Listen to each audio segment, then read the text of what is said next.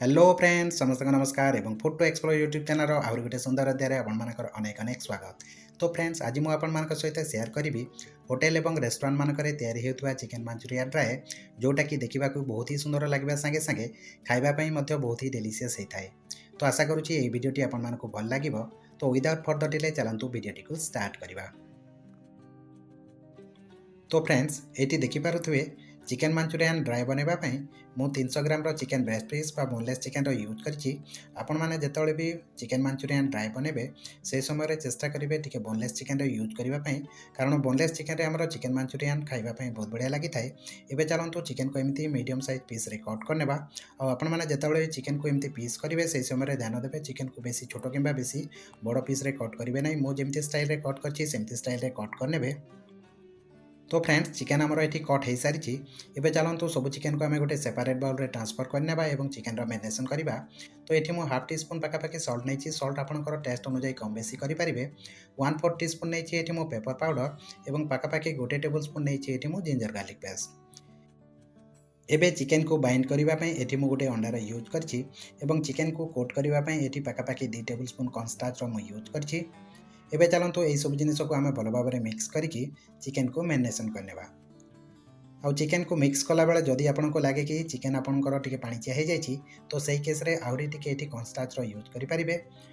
एबे चिकेन को भल भाव में मिक्स करने। तो देखिए ये चिकेन आमर भल भाव में मिक्स हो जाए। या साइड में आधा घंटा मैरिनेशन होगापी छाड़ी नेबा। तो फ्रेंड्स चिकेन मंचूरियन ड्राए रे ऐड करने ये मुझे मीडियम साइज कैप्सिकम नहीं गोटे मीडियम साइज अनियन 2टी कंचा लंका नहीं पाखापाखि 15 पीस नहीं रसुण और अध इंचर नहीं ये अदा। एवं चलतु कैप्सिकम और अनियन को एमती आम 3 कोणिया ट्रायंगुलर शेप रे कट करने। तो ये देखिपे कैप्सिकम आमर कट हो सारी सेम वे आम अनियन को कट करने। तो देखिपे ये अनियन और कैप्सिकम को मुझे ट्रायंगुलर शेप रे कट कर बाकी वेजिटेबल को चॉप कर। तो फ्रेंड्स ये चिकेन को मैरिनेशन रखिबार पाखापाखि आधा घंटा हो गलानी। एबे चलतु आम चिकेन को फ्राए करवा। से ये गोटे मीडियम साइज कड़े रे तेल नहीं आउ तेल को प्रथम आम मीडियम हिट रे गरम करने। वन्स गरम हो सारापर यार आम गोटी गोटी कर चिकेन को ऐड करवा। चिकेन को ऐड कर सारापर आप सांगे सांगे या स्टर करेंगे ना ना चिकेन आमर भल भाव में फ्राए हो पार ना। तो या प्रथम पाखापाखि 15 ରୁ 20 सेकेंड सेट होगापी छाड़ी ने तापर ही स्टर करेंगे। यही हिसाब से आम चिकेन को लाइट गोल्डन ब्राउन कलर है पर्यंत कि चिकेन आमर पाखापाखि 85 ରୁ 90% कुक है पर्यंत या आम फ्राए करना। तो ये देखिपे चिकेन आमर ऑलमोस्ट 90% कुक हो गलानी। तो ये या गोटे जाली साहाय्य बाहर को बाहर करना। एवं चलतु आम मेन प्रोसेस स्टार्ट करवा। चिकेन मंचूरिया को टॉस करने ये गोटे फ्राइंग पैन नहीं एवं ऐड करवा पाखापाखि 2 table spoon refined oil. Oil को प्रथम आम मीडियम हिट रे टिके गरम करने। आउ वन्स गरम हो सारापर ये ऐड करवा अदा रसुण और कंचा लंका जोटा कि आम चॉप करके रखी। एवं मीडियम फ्लेम रे पाखापाखि 30 ରୁ 40 सेकेंड भाया अदा रसुण और कंचा लंका को आम फ्राए करना।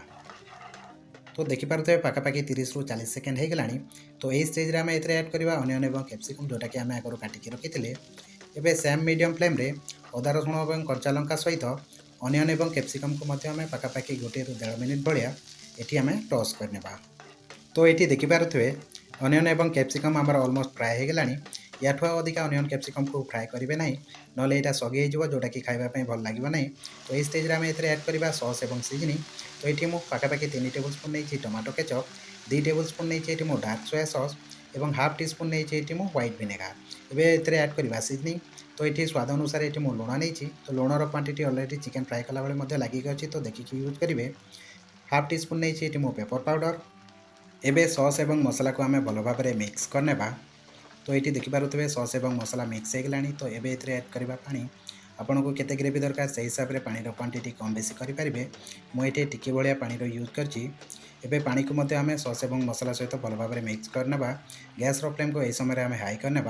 एवं ऐड करवा चिकेन जोटा कि आम आगर फ्राए करके रखी। एवं हाई फ्लेम रे आम चिकेन को सॉस सहित भल भाव में टॉस करने। तो चिकेन मंचूरिया आमर पाखापाखि रेडी हो गलानी। फाइनाली यारी द्वारा ऐड करवा आम कॉर्नस्टार्च स्लरी जहाँद्वारा आमर चिकेन मंचूरिया ग्रेवी गाढ़ा हो चिकेन मंचूरिया आमर देखा बढ़िया लगे। एबे हाई फ्लेम रे या आहरी थे आम टॉस करने। आठी आमर रेडी हो जाए hotel style chicken Manchuria dry. तो आशा करुँची भिडियोटी आपको भल लगी। तो रोचे फ्रेंड देखा गोटे नेक्स्ट भिडियो। बाय।